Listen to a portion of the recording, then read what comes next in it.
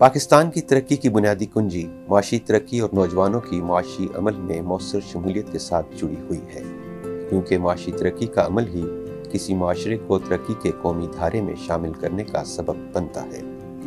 معاشی ترقی کا عمل اسی صورت میں آگے بڑھتا ہے جب نئی نسل کو نئے جدید خیالات کے ساتھ معاشی ترقی کی دوڑ میں شامل کیا جائے۔ ایس ڈی ٹی وی کے پوڈ کاسٹ کے ساتھ میں ہوں عابد رشید۔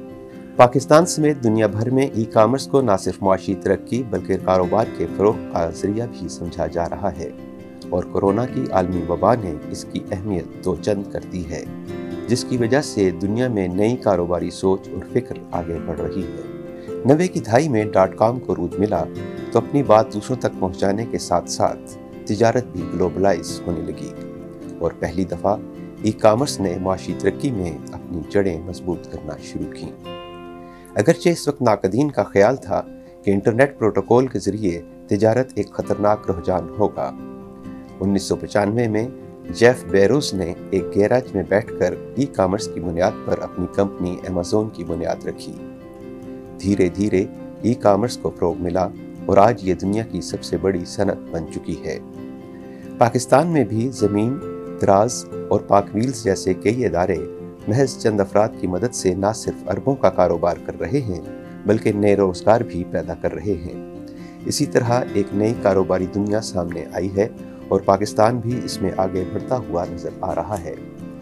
گزشتہ ایک برس کے دوران پاکستان میں آن لائن خریداری کا نیا رجحان سامنے آیا ہے۔